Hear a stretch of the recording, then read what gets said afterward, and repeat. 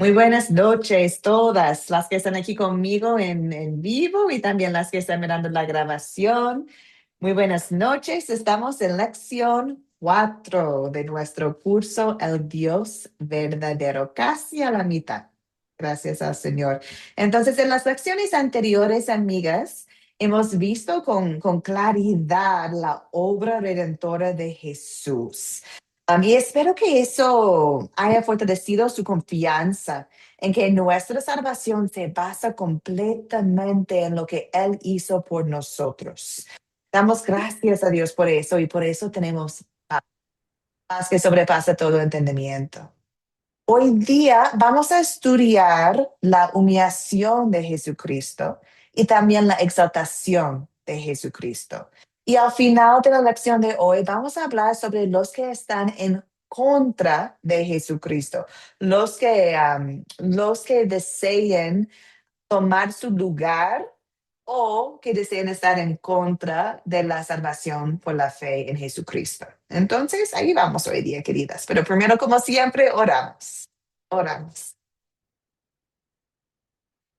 Querido Jesús, te agradecemos que siendo nuestro Dios, te humillaste a una vida humana para salvarnos. Por amor, estabas dispuesto a sufrir por nosotros mucho más de lo que nos atreveríamos a sufrir. Y por eso te damos las gracias eternas. Señor, lograste la victoria completa y ahora reinas sobre todas las cosas. Guíanos con tu palabra mientras continuamos estudiando lo que has hecho por nosotros. En tu nombre oramos. Amén. Amén, queridas amigas. Empezamos estudiando la humillación de Cristo. Deseamos poder describir la humillación de Cristo y su propósito. Entonces, empezamos considerando la palabra humillación. ¿A qué nos referimos cuando hablamos de la humillación de Cristo? Bueno, vamos a la tarea que ustedes tenían para hoy día. Vamos a Filipenses 2. En la pantalla podemos ver Filipenses 2, versículos 6 a 8. Busco una voluntaria, por favor. ¿Quién puede leer el texto? Filipenses 2, 6 a 8.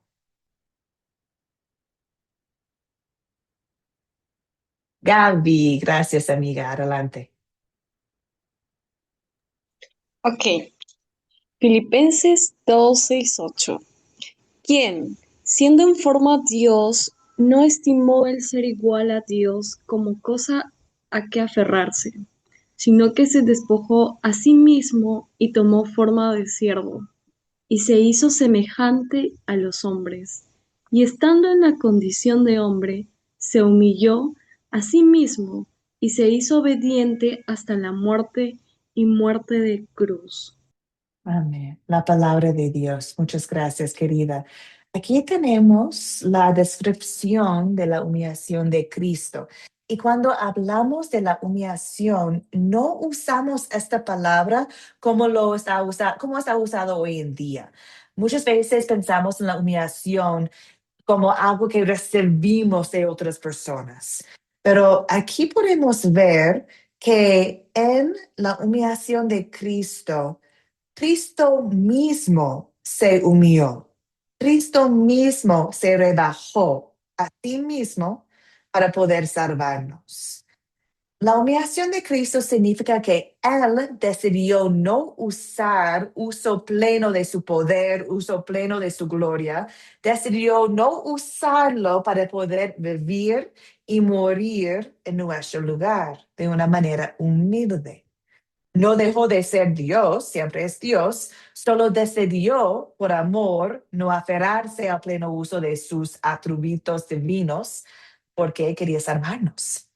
Entonces, él voluntariamente se sometió a una vida humilde y pobreza que culminó en su muerte en la cruz. Entonces, la humillación de Cristo es lo que él hizo, que Cristo mismo se humilló para salvarnos.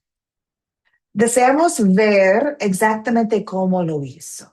Pregunto a ustedes, ¿cómo lo hizo? ¿Cuáles son algunas de las etapas de su humillación? ¿Qué opinan ustedes? Veo el micrófono abierto de Andreina. Andreina, adelante, amiga. Sí, profe, buenas noches para todos. Bueno, profe, yo creo que una de estas etapas eh, más cruciales fue que él se despojó a sí mismo. Él renunció, pues, ¿no? A ser, siendo Dios, renunció a eso y se hizo semejante a nosotros. Él se convirtió plenamente en humano y experimentó muchísimas limitaciones físicas como lo experimentamos nosotros.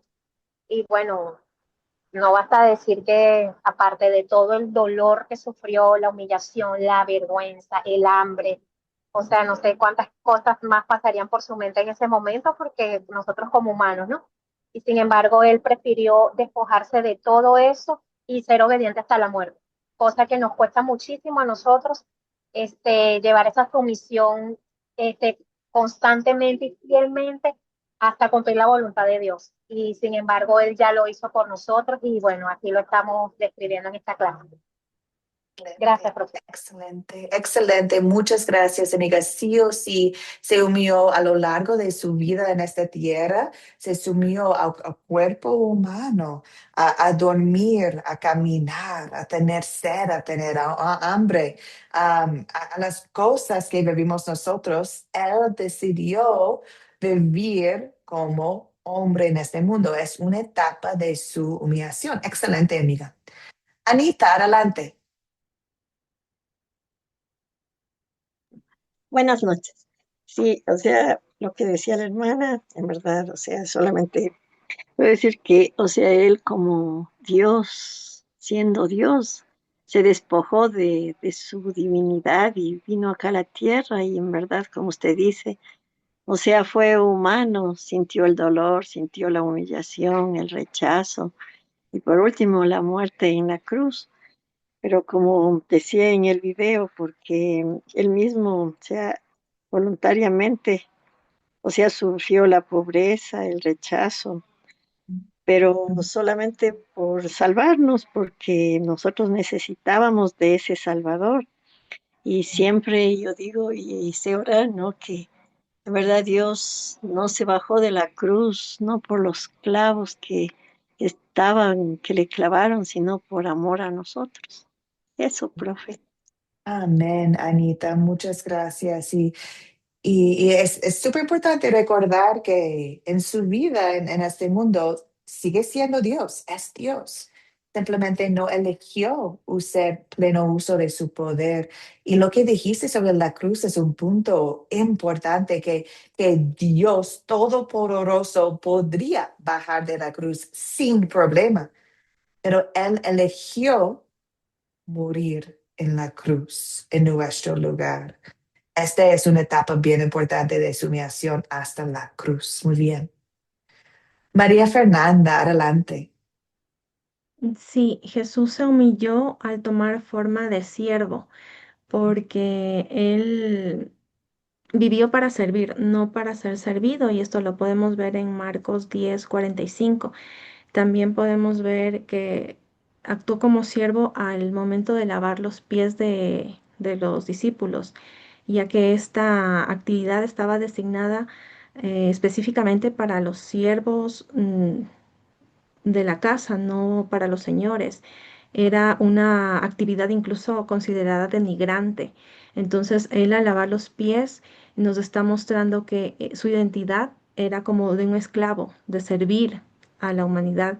Se identificó siempre con los últimos y el Señor vivió siempre como siervo. Entonces, en ese momento de humillación, como usted bien lo dice, él renuncia a su divinidad, a sus poderes divinos y viene como siervo. Entonces ahí vemos que Él se humilla por amor a nosotros. Amén. Amén. Excelente, excelente. Y eso es cuando hablamos sobre lo que Dios desea de nosotros.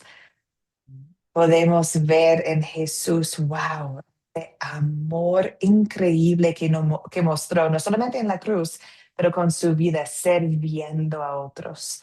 Es lo que nosotros deseamos hacer también, ¿cierto? Amar a Dios con todo corazón, mente y servir a Dios, sirviendo a nuestros prójimos. Muy bien. De la palabra a Luz y luego vamos adelante. Luz, adelante, amiga. Amén, buenas noches, Dios le bendiga a todas. Vemos que también él sufrió el maltrato físico, Mm, donde fue bofeteado, azotado, escarnio, el escarnio cuando fue burlado, cuando se burlaban de él, baja de esa cruz, la corona, mm. etcétera, etcétera. Hay muchas maneras de humillación. Exacto. Eh, Dios le bendiga más.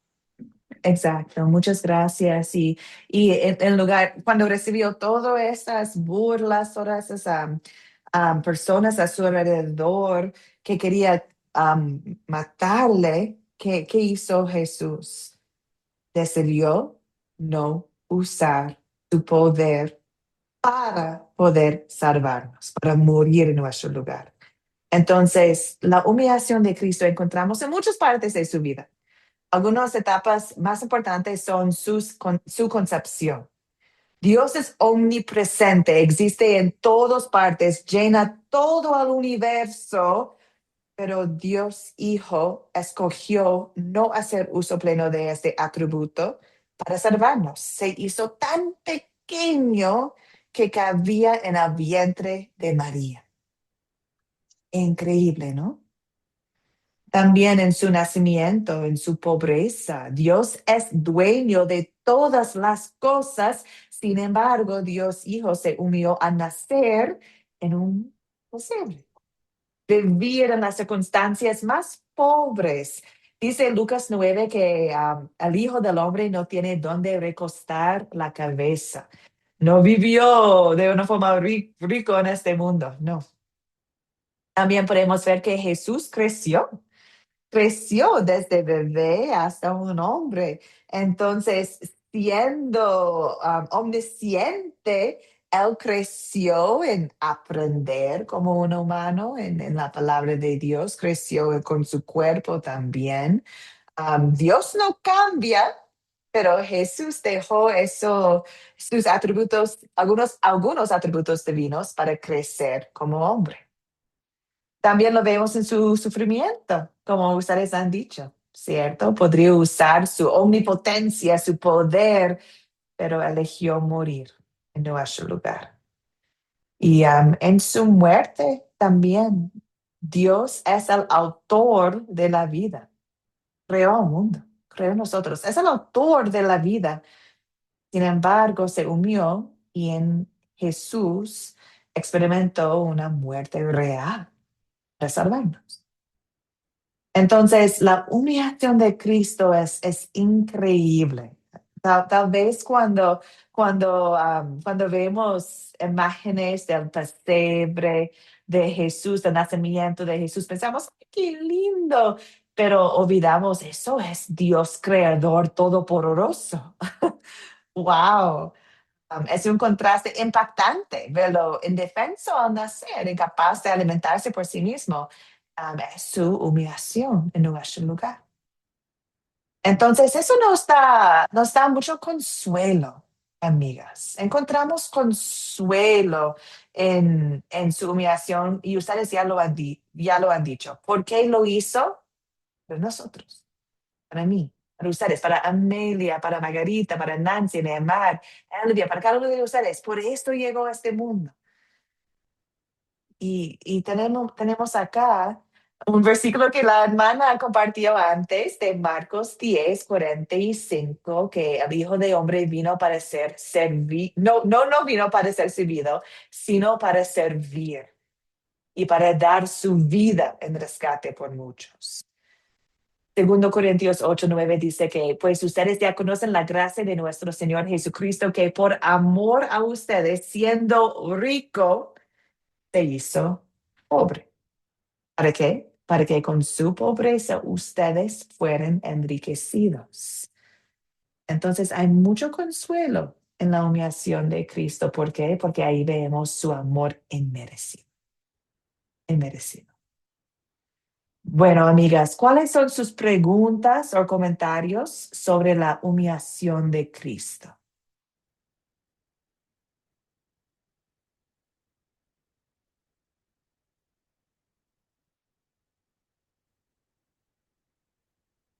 Vamos adelante, pues. Excelente.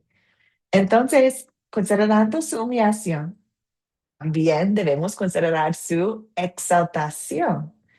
Entonces, también encontramos la exaltación de Cristo en Filipenses 2, al parte del texto que ustedes leyeron para la tarea de hoy.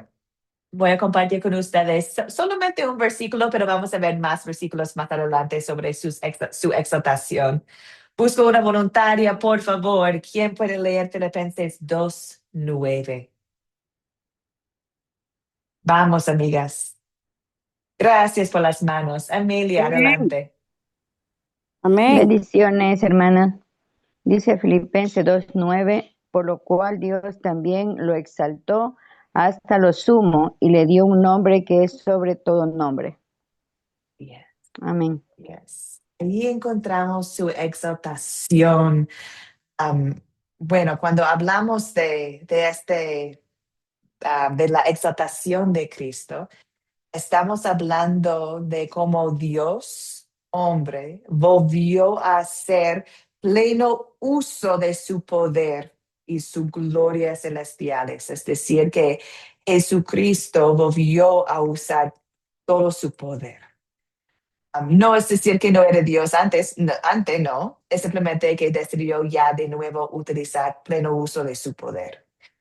Él consumó todo lo necesario para nuestra salvación. Lo logró. La victoria, ya tenemos la victoria.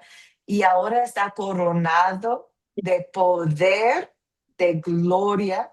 Está gobernando su iglesia. Está guiándonos al cielo para estar con Él para la eternidad.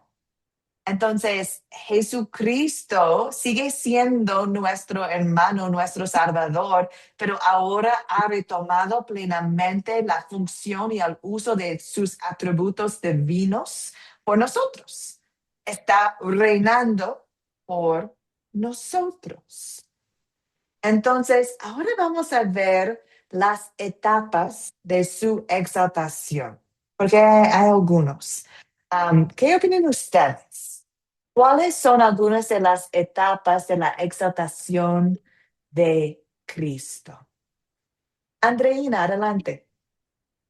Profe, yo creo que, bueno, de las primeras etapas, como dice el capítulo que acaba de leer la compañera, pues es la exaltación, que Dios no solamente lo resucitó, sino que lo ascendió al cielo, pues y se encuentra con Él en su presencia y es lo que nos da a nosotros el consuelo y la fe de creer totalmente en Él desde siempre para siempre, porque también le ha dado un nombre que es sobre todo nombre, como lo dice la palabra. Y sabemos que fuera de ese contexto no hay más. Gracias, profe. Excelente. Su ascenso al cielo. Excelente, amiga. Elvia, adelante. Buenas noches, que el Señor les bendiga, queridas hermanas. Pues en las etapas de exaltación, también su resurrección de entre los Ujú. muertos con un cuerpo glorificado y de esa manera venció al pecado y también puso fin a la muerte eterna, ¿verdad? Para darnos una vida eterna a nosotros, para que nosotros podamos disfrutar y gozar de esa plenitud en Cristo Jesús. Y también que está sentado a la diestra de Dios Padre y desde ahí ha de venir a juzgarlos. Y ha venido a levantar su iglesia también, a vivos y a muertos. Y como dice en el versículo 11, y toda lengua confiese que Jesucristo es el Señor para la gloria de Dios Padre. Esa sería mi aportación. Amén, amén, excelente. Y Claudia está de acuerdo en el chat. Claudia escribió, estar sentado a la diestra del Padre hasta su segunda venida. Claro, son etapas de la resurrección, su ascenso, está sentado a la diestra del Padre, va a regresar a juzgar a los vivos y los muertos. Todo eso está mostrando su exaltación, está usando plenamente su poder divino. Muy bien, amigas. Margarita, adelante. Sí, maestra, yo puse aquí en mi respuesta, cuando resucitó de entre los muertos, los ascendió al cielo y reina con poder sobre todas las cosas para nuestro bien. Pero quiero recalcar aquí también que su exaltación fue también en el infierno, porque bajó al infierno, temieron todos los diablos con su poder y su gloria. Y para mí, o sea, me maravillo con eso de saber que él bajó con todo su poder y ahí fue exaltado.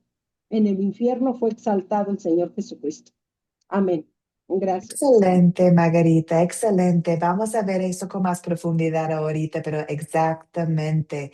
Amigas, las etapas de... Ay, perdón, Silvana, adelante, amiga. Sí, quería preguntarle si también no entra ahí que toda autoridad le fue entregada ¿Perdón? como etapa de exaltación. Toda autoridad le fue entregada a Jesucristo.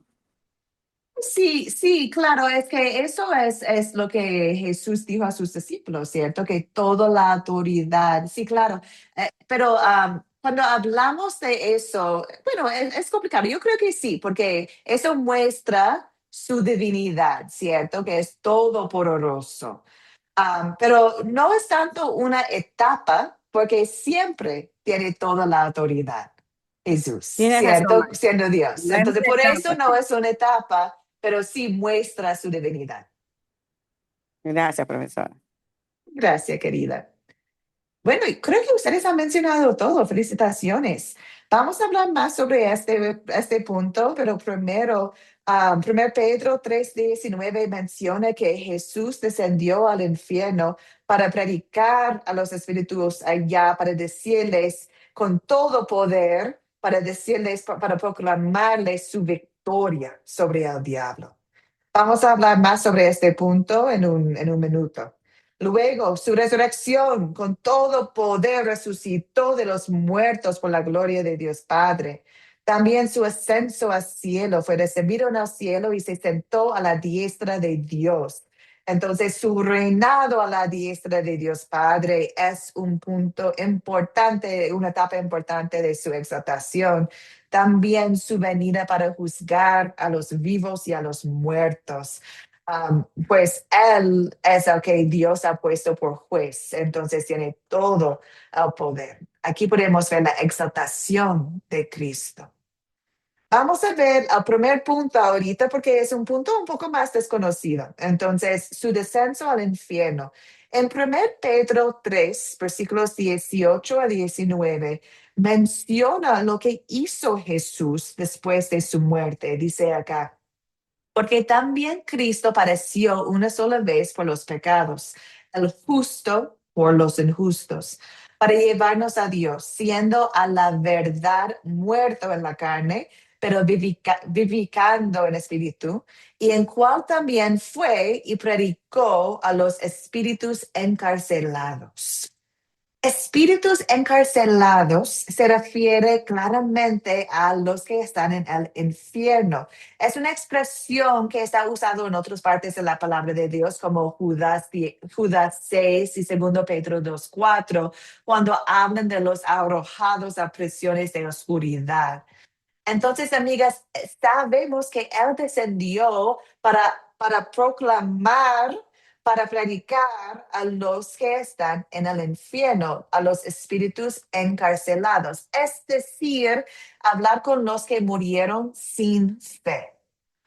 No son almas creyentes en el infierno, no, los que murieron sin fe. Y acá dice que predicó a ellos. Pero la palabra predicó aquí en el griego no significa que él estaba evangelizando a ellos. No, ya están muertos. Significa más que él proclamó a ellos. Estaba mostrándoles su victoria, proclamando quién es ellos. Estaba mostrando su victoria sobre el diablo en este momento. Entonces, sí o sí es un momento está mostrando su poder, su victoria. También lo podemos ver en Colosenses 2. Colosenses 2, versículos 13 a 15. Dice la palabra de Dios, Pero ahora Dios les ha dado vida juntamente con Él y les ha perdonado todos sus pecados. Ha anulado el acta de los decretos que había contra nosotros y que nos era adversa, la quitó de en medio y la clavó en la cruz. Qué hermoso. Desarmó además a los poderes y las potestades y los exhibió públicamente a triunfar sobre ellos en la cruz. Cristo despojó al diablo en la cruz. Podemos ver que Él está proclamando, se hizo pública su victoria sobre el diablo. Entonces, por eso, amigas, lo consideramos su descenso al infierno una etapa de su exaltación, porque es como un desfile de victoria antes de su resurrección. Bueno, en todas las etapas de su exaltación encontramos consuelo, ¿no? Encontramos consuelo, porque Cristo está en su trono. Cristo está gobernando.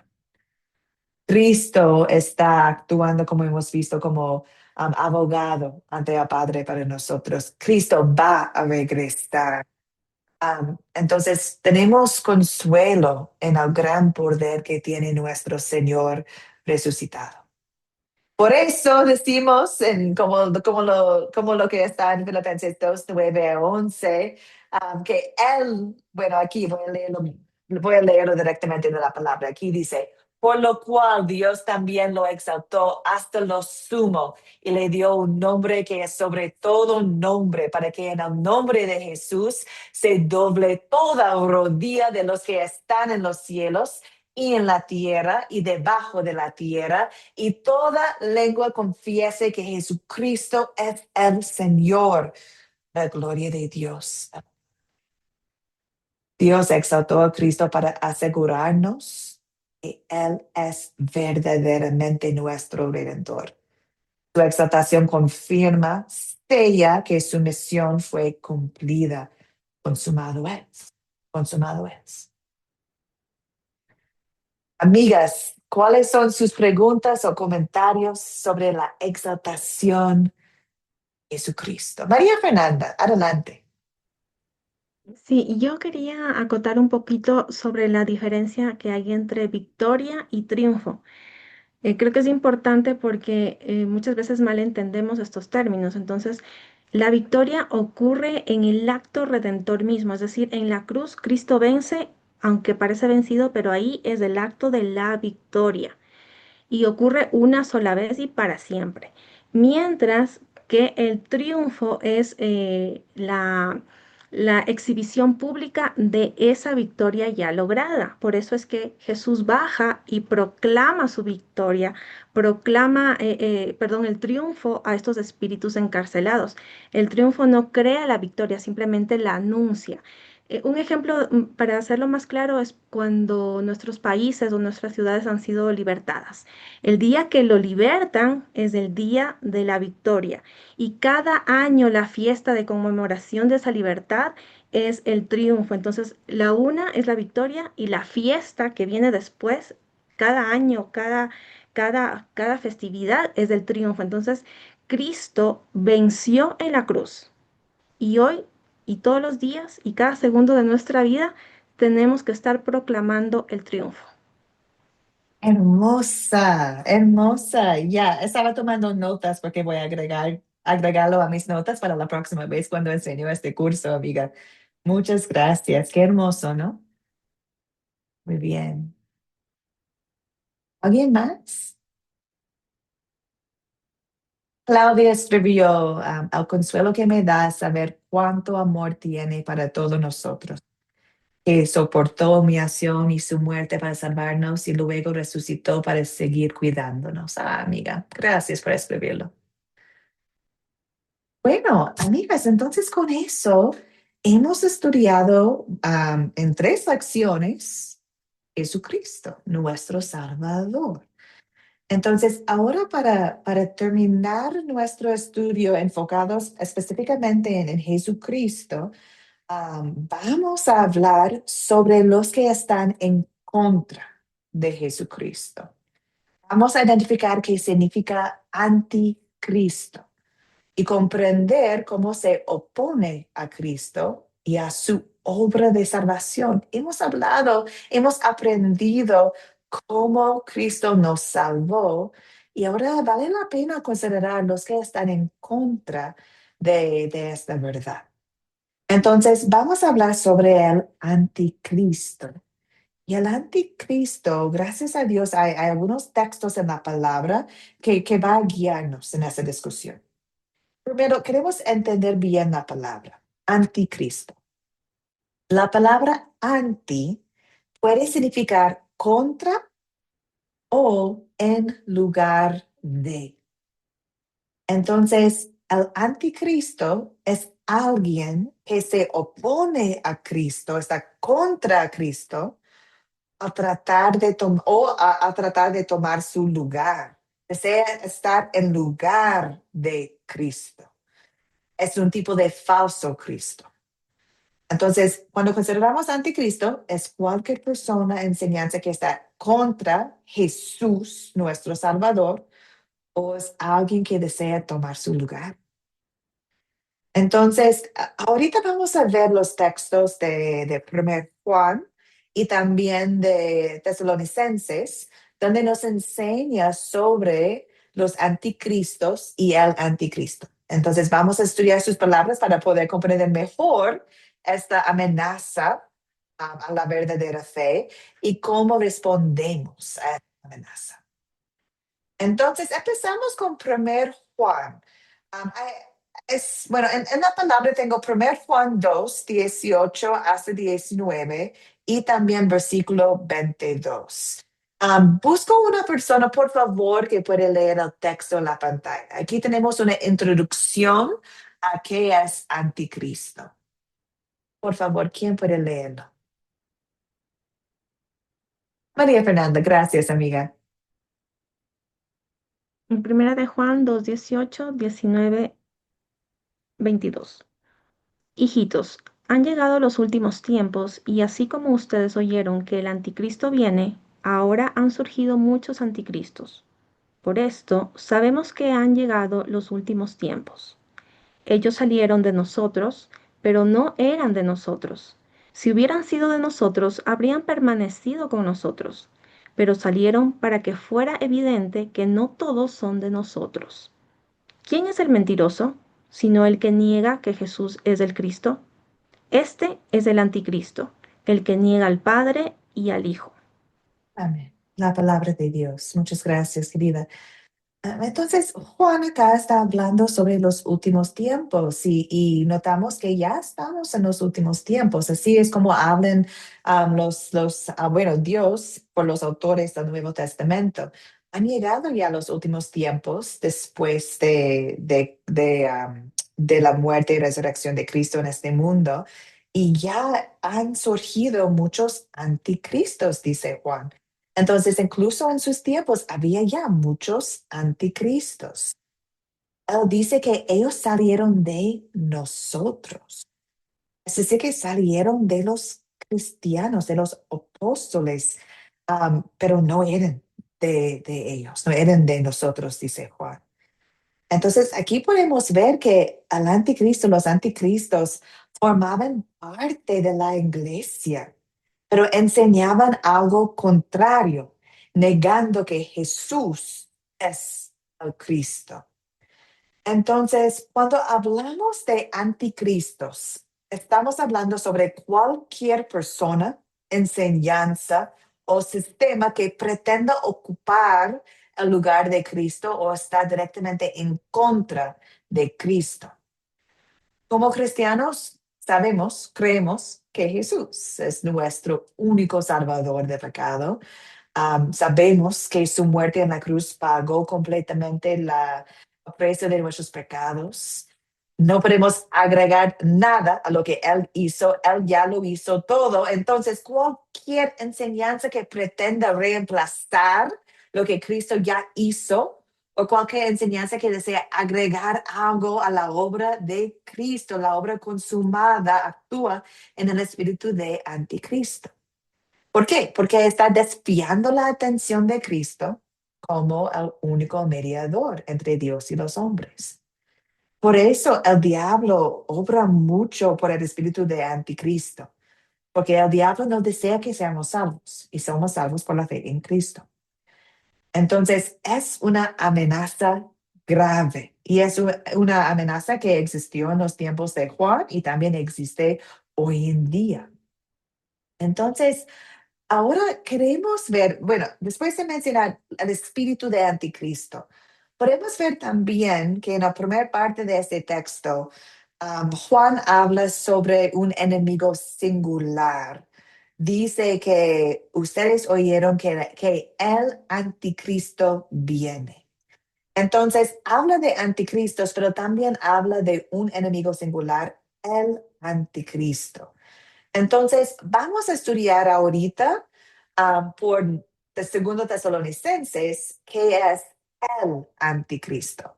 Pero antes de llegar allá, deseo pausar. ¿Cuáles son sus preguntas o comentarios, amigas, sobre el concepto de anticristos?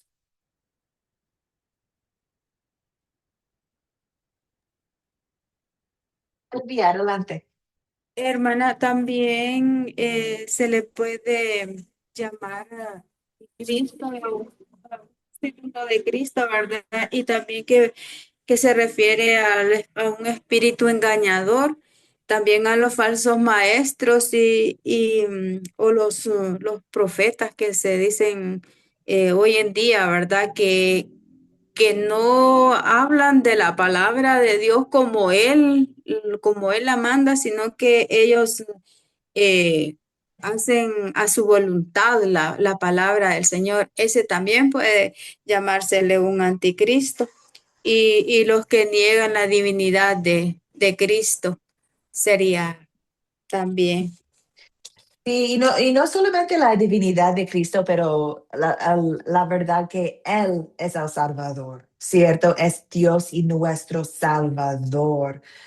Porque a veces dicen que, sí, Cristo es divino, pero hay que hacer eso o hacer eso por esta persona o por mi persona para poder ser salvo. Agregan a lo que Cristo ha hecho para nosotros.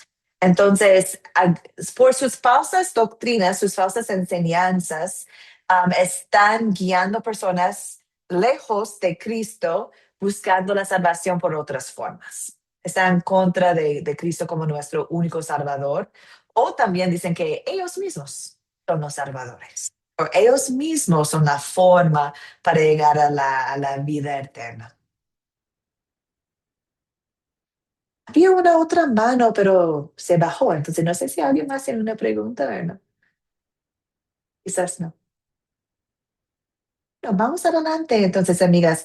Vamos a regresar a primer Juan, porque Juan está hablando sobre los anticristos con propósito.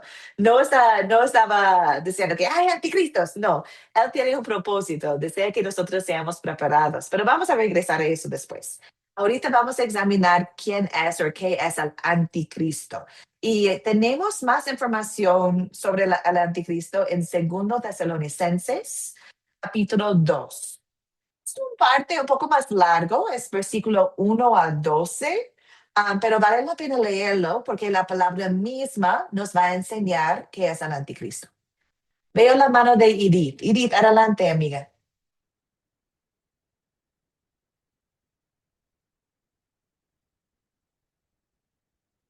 Hay que abrir el micrófono, querida Edith.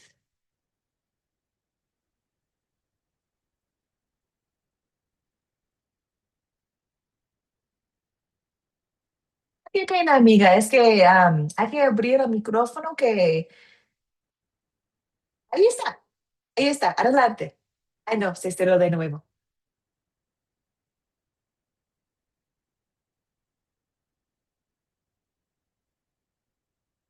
Sí te puede, amiga. Me encantaría escuchar su pregunta. Pero si no se puede, también se puede escribir la pregunta en el chat y podemos leerlo y conversar de esta forma también.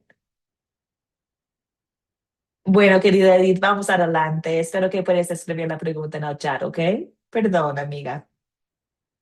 Bueno, leemos. Estamos en 2 Tesalonicenses 2, versículos 1 a 12. Es un texto un poco más largo, pero vale la pena. Voy a empezar y luego voy a buscar voluntarios para apoyarme, ¿ok? Empezamos con versículos 1 hasta 2. Dice la palabra de Dios. Hermanos, con respecto a la venida de nuestro Señor Jesucristo y nuestra reunión con Él, les rogamos que no cambien fácilmente de manera de pensar, no se dejen asustar por nadie, ni siquiera por un espíritu, una palabra o una carta que pretenda parecer como nuestra, en el sentido de que el día del Señor está cerca. Más adelante, 3 y 4. De ninguna manera se dejen engañar, porque ese día no vendrá sin que antes venga la apostasía y se manifieste el hombre de pecado, es decir, el hijo de perdición, el cual se opone y se enfrenta a todo lo que se llama Dios o es objeto de culto. Llega al grado de sentarse en el templo de Dios y de ocupar su lugar haciéndose pasar por Dios. Pasamos allá. Está diciendo Pablo, Dios por Pablo, que sí, el anticristo va a llegar, se va a manifestar antes de la segunda venida de Cristo. Y la apostasía significa negar o desertar la verdad de la salvación. Entonces, la palabra apostasía está negando la verdad de la salvación. Entonces, Pablo dice que la apostasía vendría acompañada del anticristo, este hombre, aquí dice el hombre de pecado, el hijo de perdición. Antes de la segunda venida de Jesús aparecía esta persona, va a ser en contra de Dios y va a actuar como si fuera Dios mismo, tomando un lugar especial dentro de la iglesia. Dice acá, va a ocupar su lugar en el templo, al grado de sentarse en el templo de Dios, haciéndose pasar por Dios. Entonces, espero que ustedes puedan ver la conexión con lo que hemos visto sobre el anticristo, ¿cierto? En contra de Dios, apostasía en contra de la salvación, o la salvación, la verdad de la salvación, y tomando el lugar de Dios. Vamos a seguir adelante. Ahorita estamos en versículos 5 a 7. Para escuchar la voz de otra persona, busca una voluntaria, por favor. ¿Quién puede leer el texto? Versículos 5 a 7. Por favor. No, hermana, Mía, gracias. por del 6, ¿verdad? 5 a Del 7. 5 al 7, sí, perdón. ¿No os acordáis que cuando yo estaba todavía con vosotros os decía esto?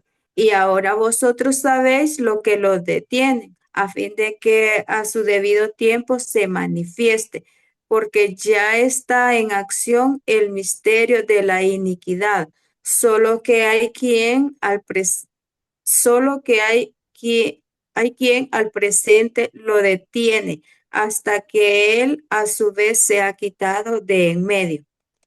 Amiga, muchas gracias, la palabra de Dios. Entonces aquí podemos ver que ya existía el hombre, este anticristo, cuando Pablo escribió esta carta, porque dice, porque el misterio de la iniquidad ya está en acción. Solo que en ese momento hay quien lo detiene hasta que él a su vez sea quitado de en medio. Entonces llegará el día cuando el anticristo se mostrará más claramente, pero ya está en acción. Pero algo lo estaba frenando por el momento. Entonces, bueno, ahí tenemos más información. ¿Sí? Vamos a seguir adelante con versículos 8 a 10. Amiga Anita, ¿nos puede ayudar, por favor? ¿Podría leer el texto? Amén. A ver, entonces se manifestará ese malvado a quien el Señor matará con el espíritu de su boca y destruirá con el resplandor de su venida. La llegada de este malvado, que es obra de Satanás, vendrá acompañada de gran poder y de señales y prodigios engañosos, y con toda falsedad e iniquidad para los que se pierden, por por no hacer querido recibir el amor de la verdad para ser salvo. Gracias, querida Anita, la palabra de Dios. Entonces, gracias a Dios, acá podemos ver que el anticristo será destruido por Cristo en su regreso. Cristo tiene todo el poder, es todopoderoso, ¿cierto? Entonces aquí tenemos la promesa que va a ser destruido, será destruido. Pero también aquí podemos ver otros detalles, que será apoyado por Satanás. Satanás mismo va a actuar con el anticristo, haciendo milagros falsos para engañar a muchas personas. Satanás usaría su poder para llevar a los seguidores al anticristo a unirse con el hombre de pecado, para negar la verdad de la salvación. Entonces, aquí hemos visto muchos detalles de cómo es el anticristo, según la palabra de Dios. Voy a pausar allá porque hemos leído versículos 1 a 12 ya. ¿Cuáles son sus preguntas o comentarios, amigas, sobre lo que hemos leído recién? Veo la mano de Edith. Edith, adelante. Ya tienes el micrófono abierto, gracias a Dios. Adelante, amiga. Sí, pastora, buenas noches. Pues sí, de lo que acabamos de leer, pues, que a veces, que el diablo, pues, nos engaña a través de muchas cosas, ¿no? Ahorita de la tecnología, ya hay mucha información de las cuales las personas, pues, al no escudriñar la palabra, pues se dejan engañar, ¿no? De esa manera, pues, también el enemigo trabaja. Sí, gracias, amiga Edith. Sí, el diablo nos ataca por muchas maneras, ¿no? Así es. Pero acá podemos ver algo importante sobre el concepto de anticristo, es que la palabra nos muestra que viene de la iglesia misma. Entonces es aún más peligroso porque se ve bien, se ve cómo es en la iglesia. Pero de la iglesia misma viene algo que está en contra de Cristo, de la salvación que tenemos en Cristo, en contra de Dios. Al mismo lo colocan opuesto de Dios. Entonces, no está hablando sobre la tecnología o sobre otras formas de tentaciones. Está hablando específicamente sobre las enseñanzas falsas en la iglesia. Por eso es aún más grave, porque deseamos confiar en la iglesia. Pero aquí podemos ver que Dios desea que tenemos discernimiento también, que probamos todo con lo que dice la palabra de Dios. Más amigas, ¿otras preguntas o comentarios?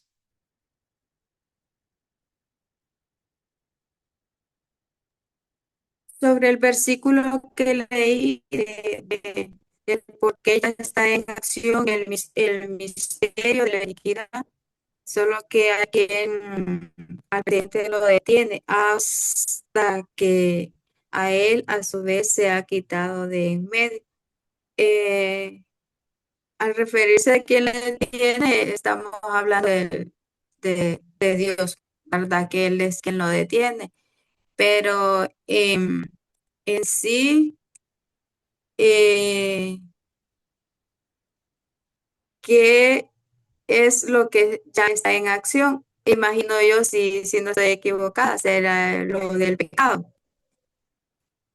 Lo del pecado, este espíritu de anticristo. El anticristo ya estaba en acción. Entonces aquí podemos ver que de lo que estamos, bueno, voy a regresar a donde está. Aquí está. El misterio de la iniquidad ya está en acción, solo que en ese momento hay quien lo detiene hasta que él a su vez se ha quitado de en medio. Y antes dice, no se acuerdan, perdón.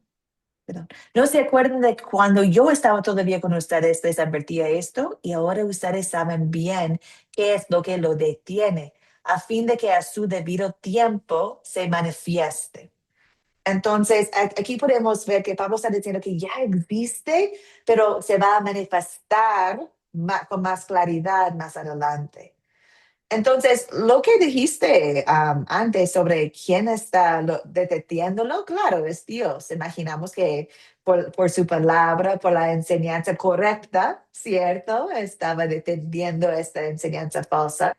Pero sí, aquí podemos ver que después de cuando Pablo escribió esta carta, Pablo dijo, Dios dijo por Pablo que se va a manifestar aún más de anticristo. Margarita, y luego vamos adelante. Margarita. Sí, yo digo que es el Espíritu Santo quien está deteniéndolo todavía al Imagina. anticristo, porque el Espíritu Santo, cuando nos vaya, bueno, cuando sea el rapto, el Espíritu Santo se va y nos vamos, entonces cuando se va a manifestar, bueno, creo yo, ¿verdad? Por lo que he leído. Y el anticristo tiene que salir de Jerusalén, de allá de Israel, porque es un imitador de Dios y todo quiere imitar, y de ahí va a salir el anticristo, a lo que he leído, maestra. Muchas gracias.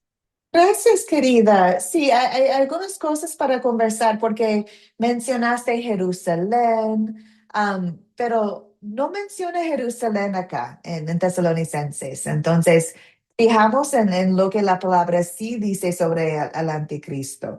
No menciona Jerusalén o no menciona. Bueno, deseamos siempre formar nuestras opiniones después de leer la palabra de Dios. También mencionaste el Espíritu Santo y el rapto. Vamos a hablar más sobre el concepto del rapto más adelante en este curso. Entonces, creo que está en lección 8 o 9, creo que en 8, cuando vamos a hablar más sobre este tema. Entonces, lo dejamos. Pero el Espíritu Santo, amiga, está obrando ahorita. El Espíritu Santo es Dios. Verdadero Dios ha existido desde siempre y está obrando en nosotros ahorita como obra por la palabra. Entonces, el Espíritu Santo en nosotros, bueno, vamos a estudiar mucho más su obra en nosotros en la lección 5 y 6. Entonces, las lecciones, la próxima semana vamos a estudiarlo. Pero ya está actuando el Espíritu Santo y ya nos cuida, ya nos guía por la palabra.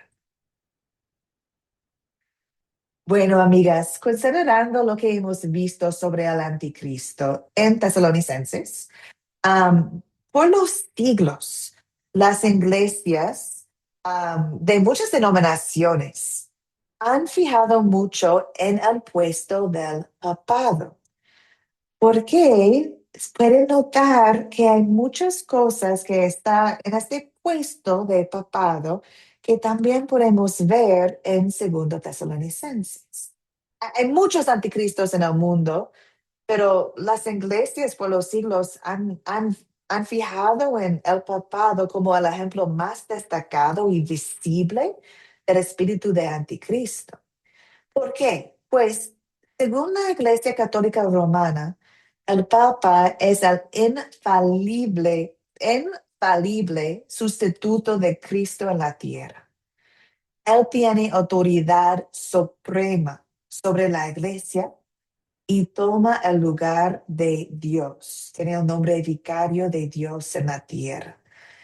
Y hay varias citas de su catecismo de la Iglesia Católica que citan documentos del Concilio Vaticano y todo eso, donde muestran este poder que creen que tiene el Papa, que es colocándole en el puesto de Dios.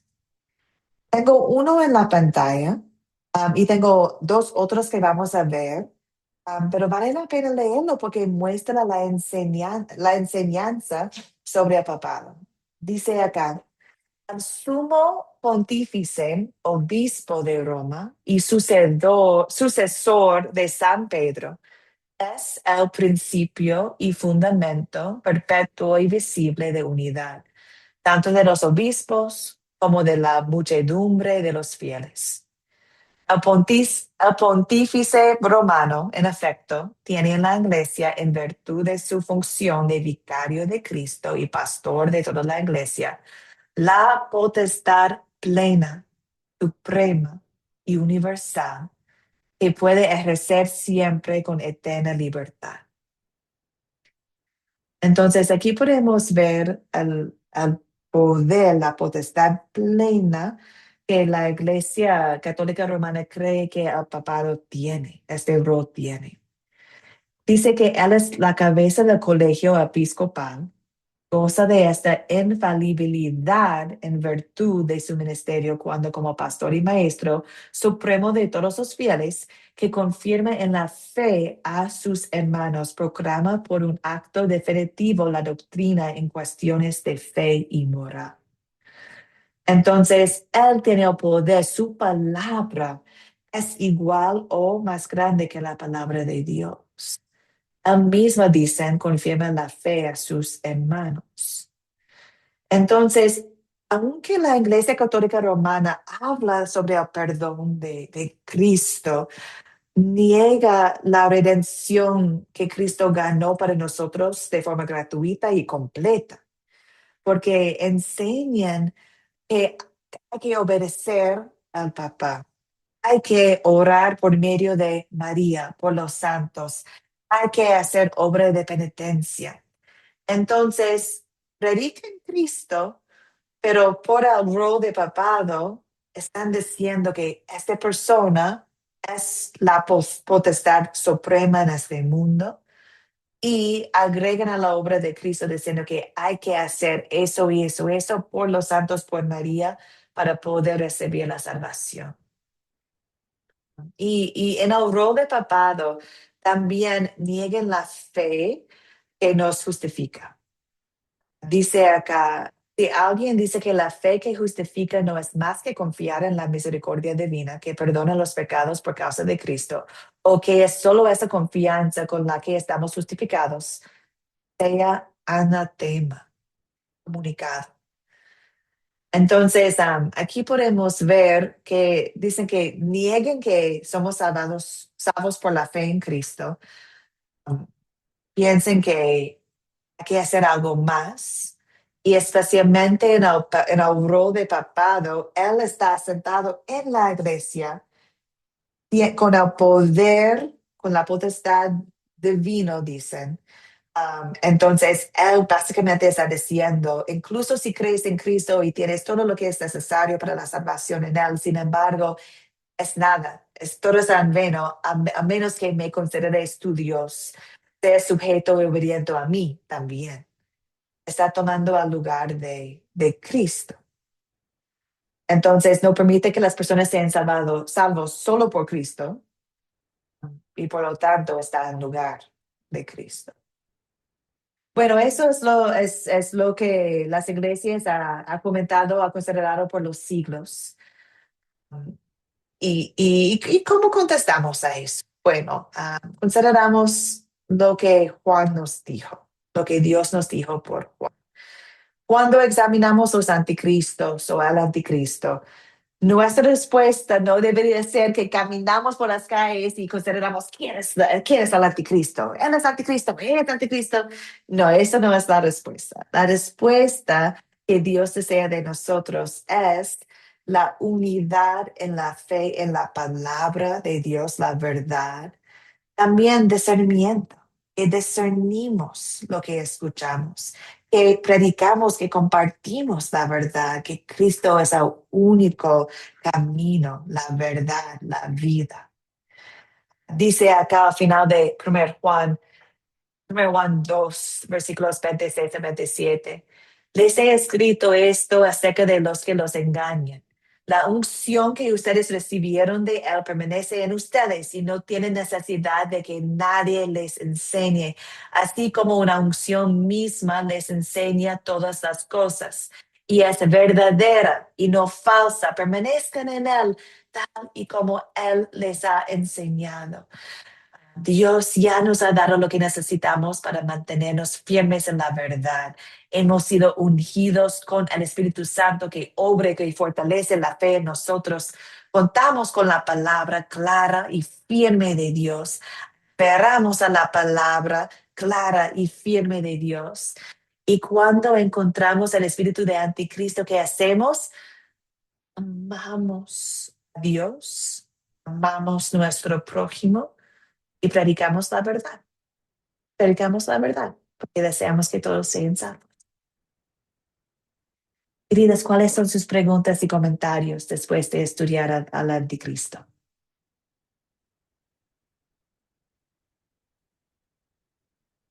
María Fernanda, gracias, amiga. Adelante. Este tema me apasiona porque yo estuve estudiando el Apocalipsis y quiero compartir con ustedes em, un estudio que hice y justo me acordé y corrí a verlo. Tenemos que tener en cuenta que el inicio de la Biblia empieza con Dios caminando con los seres humanos y termina en Apocalipsis con Dios caminando con los seres humanos en la Nueva Jerusalén. Cuando llegue el anticristo, este va a crear, porque todo lo copia, todo lo usurpa, él va a crear posiblemente, muy posiblemente, la nueva Babilonia. ¿Por qué? Porque Babilonia es considerada o contemplada como la ciudad y reino de un sistema mundial de corrupción e idolatría. Recordemos que fue en tiempo de Daniel y de Nabucodonosor. Entonces, como Jesús viene en su segunda venida con la nueva Jerusalén, el anticristo va a crear la nueva Babilonia. Así como hay Padre, Hijo y Espíritu Santo, acá tenemos al diablo, Satanás, el anticristo y al falso profeta. También son tres, ¿sí? Entonces, en esta parte de la Iglesia Católica, si bien es cierto, muchos cristianos y muchas personas piensan que la Iglesia Católica es la nueva Babilonia, ¿sí? Pero ¿dónde quedarían las otras religiones? Porque hay krishnas, hinduistas, entonces eso también es anticristo. Eso también tenemos que tomarlo en cuenta. Esos otros sistemas corruptos que están por el mundo no están diciendo la verdad. Además que nos estaríamos también limitando a, a todo lo que es la corrupción mundanal, todo lo que es malo para el hombre, porque recordemos que el demonio quiere la perdición del ser humano y es la Así es. representación del anticristo en la tierra. Así que nosotros no podemos limitarnos a decir solo a la Iglesia Católica. No hay duda que la Iglesia Católica es parte también, lamentablemente, de este sistema, o sea, no podemos negarlo. Si nos ponemos a ver el mismo Vaticano, la sede donde el Papa da la misa todos los domingos, tiene forma de serpiente, tiene ojitos y todo. O sea, no podemos tapar el sol con un dedo. Entonces, no hay duda que forma parte también, pero no es propiamente todo el sistema, sino que también tenemos que darnos cuenta de otras religiones, otros sistemas políticos, sistemas económicos, ahora la misma inteligencia artificial. Hoy nos damos cuenta, hoy amanecimos con la noticia de que la IA ya creó una nueva red social solo de IA, donde los humanos no podemos interactuar con ellas. Ellas están utilizando su propio idioma, incluso ya crearon su propia religión, ¿sí? Entonces, todo eso es anticristo, no solamente la Iglesia Católica.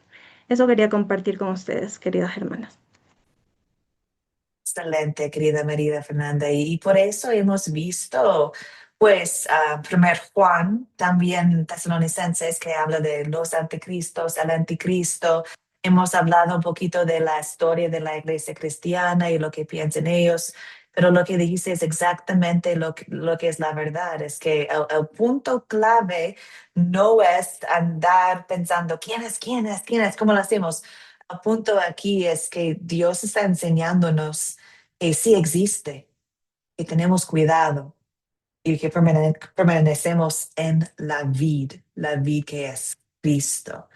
Y nosotros deseamos predicar la verdad, deseamos abrazar todos en el mundo con la verdad.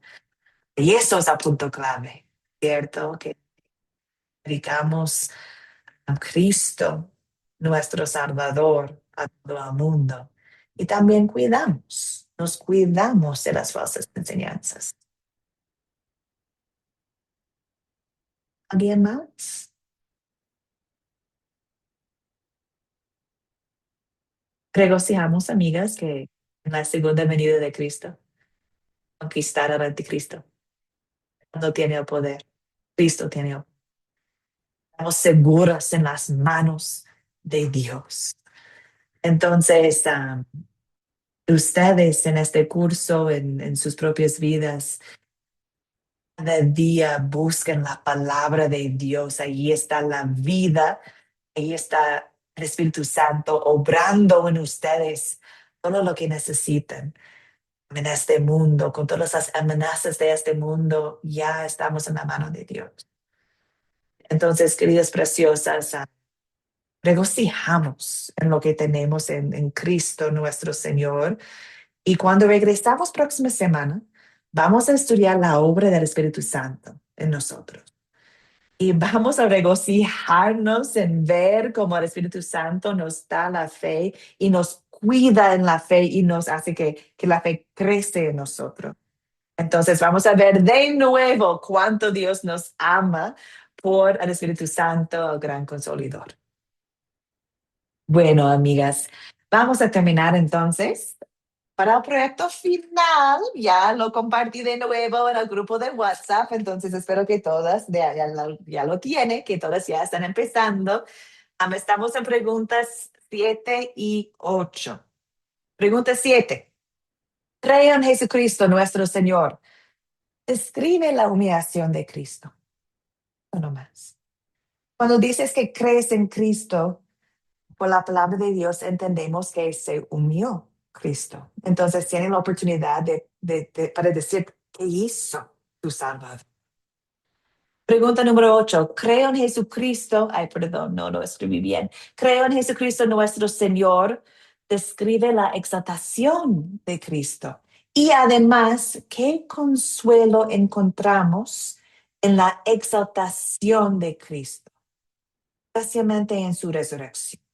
Después de hablar sobre anticristo, los anticristos, todo, ¿qué consuelo tenemos en nuestro Señor que está en su trono y también reinando en nuestros corazones? ¿Qué consuelo tenemos? Hay un montón, un montón. Ustedes pueden describir con sus propias palabras el consuelo que tienen en Cristo todo por Cristo resucitado, consumado es. Bueno, amigas, voy a compartir con ustedes mañana la tarea. Van a leer Juan 16. Entonces, si ya desean empezar, pueden empezar, pero mañana voy a compartir con ustedes las preguntas, el video, la lectura, pero van a leer Juan 16 para mañana. Y bueno, terminamos en oración. Oremos, queridas. Señor Jesús, gracias por revelarnos tu grandeza, tanto en tu humillación como en tu exaltación. Nos asombra saber que siendo verdadero Dios, decidiste vivir como un siervo humilde. Decidiste sufrir, decidiste morir y ser sepultado por amor a nosotros. Gracias por cada paso que diste hacia la cruz, cumpliendo perfectamente la voluntad del Padre para que nosotros tengamos vida eterna. Al recordar su sacrificio, aumenta nuestra fe y confianza en ti como nuestro único Salvador. Te alabamos también porque has resucitado y ahora reinas con poder y con gloria en un mundo lleno de confusión y falsedad, especialmente con la amenaza de los anticristos. Te pedimos, Padre, Dios Hijo, Dios Espíritu Santo, que nos mantengas firmes en la verdad de tu palabra. Envía tu Espíritu Santo para guiarnos, fortalecernos, protegernos. Que nunca olvidemos que tú has vencido el pecado, el diablo y la muerte. Y que en ti tenemos victoria segura. Gracias, gracias Dios. En tu santo nombre oramos siempre. Amén, queridas preciosas. Que descansen en la paz de nuestro Señor exaltado. Nos vemos martes, Amén. primero Dios. Gracias, profe. Muy lindo. Dios le bendiga Amén. mucho. Dios les bendiga a todos. Gracias, buenas noches. Bendiciones. Les bendiga. Gracias, maestra, por la enseñanza. Dios les bendiga. Gracias, Amén. queridas. Bendiciones, amigas. Amén, amén. Dios le bendiga, que Dios la siga usando. Gracias. Pastora. Abrazos, queridas.